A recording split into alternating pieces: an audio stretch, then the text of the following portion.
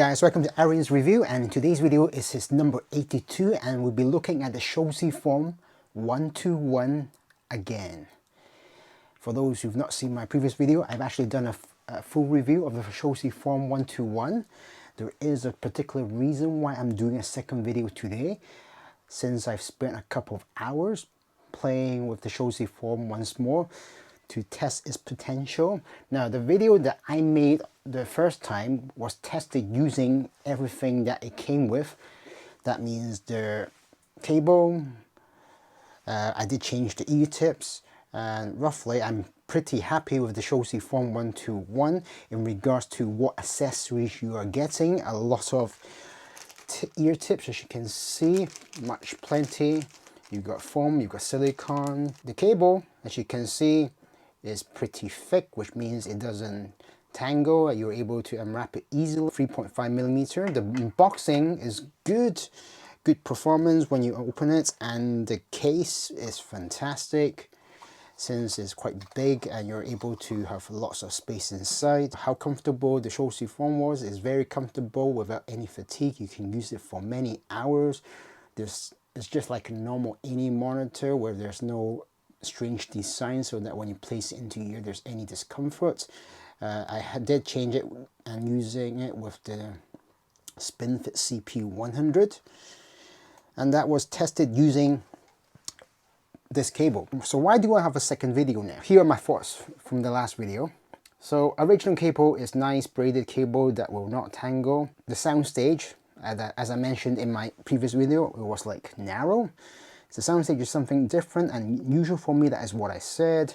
The vocals and instruments seem to be all mixed together, with emphasis on the bass and the low mids side with a narrow soundstage, and the vocals were all blended, all mixed together, which means there wasn't much separation. Not outstanding resolution on the detail, just sufficient detail. Well, something happened over the weekend, hence the reason why I now have a second video on the Shozy Form 121. So $75 US is what this was paid, and that was tested using this cable here. Why wasn't I getting the sound quality that I was getting? Or maybe the cables, as I mentioned, was nice, but I was testing it using this cable. So the previous video was tested using the stock cable and using the 3.5 millimeter jack connected to the SP1000. I have now tested it using a 2.5 millimeter standard cable, nothing fancy, but plugging it into the SP1000. There is a slight change. If I were to use the balance input on the SP1000, it's providing 3.9 VRMS power. If I were to use the 3.5 though, I recall the power that's coming from it is 2.2 VRMS. So that means that there is less power coming. Well, with the cable change, just to this cable that I'm here, there is a big difference, for me anyway, in regards to the mids and sub bass and the vocal. So in changing the cable, something magical has happened when I replaced it with the 2.5 millimeter standard stock cable that came with my 64 audio, and then plugging it into my SP1000. There is now definitely more power coming onto the cable, which is like 3.9 VRMS. I mentioned that in my previous video that the mids and sub bass and vocals were all blended together in a strange way, and it was in a narrow sound stage, which meant that the vocals and the sub bass and the mids weren't that clear because it was all mixed together. Well, having now changed this cable, the vocal at a higher level made more predominant, which I like.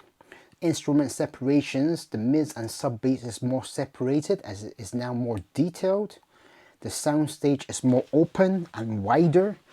The sub bass is much deeper, and mids, vocal, sub bass has all been put on another level than before just by changing the cable.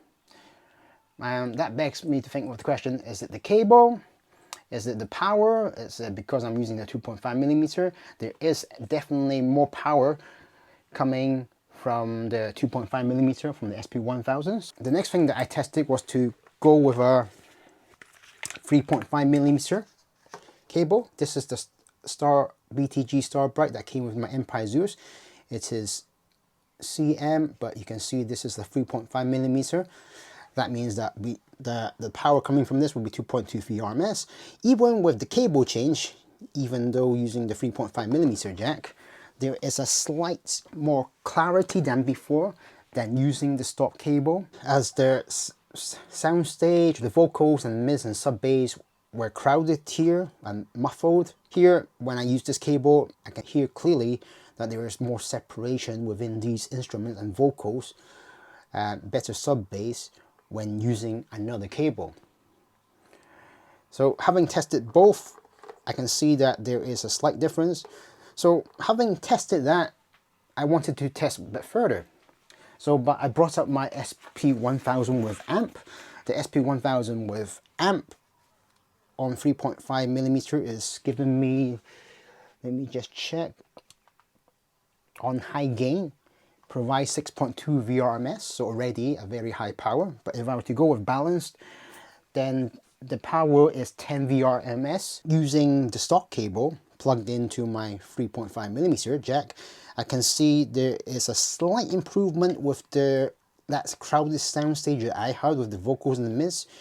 It has now resolved a little bit more, so better than before, but it's not as great. But changing the cable definitely worked for me.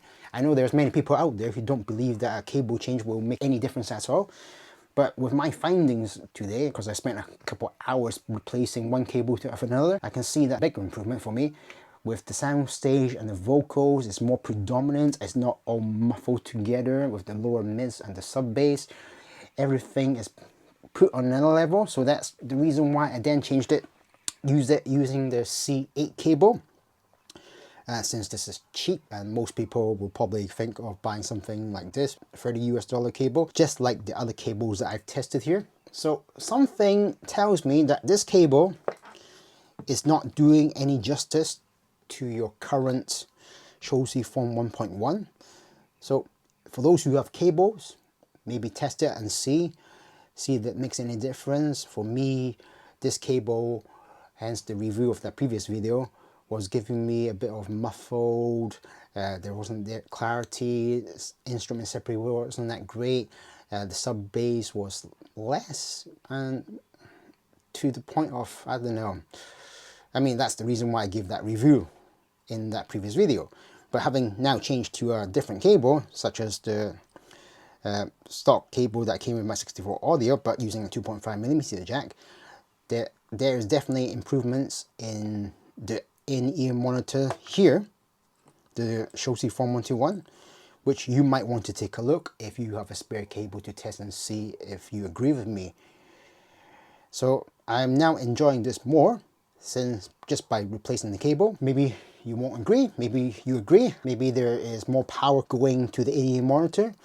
I think more power does actually improve this stock cable slightly, but a change of cable for me actually does help with the improvement of the in-ear monitor here. Anyway, that's all my findings on this video. I'm sure some people will not agree with cable change. My objective is not to agree or disagree. As I mentioned, in-ear monitors, players and cables is up to you to say which one is your preference. Maybe it does something for you, maybe it doesn't.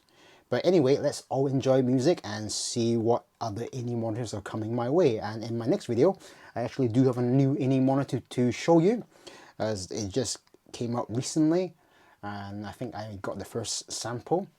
Anyway, thanks for watching, and I'll see you again in the next video.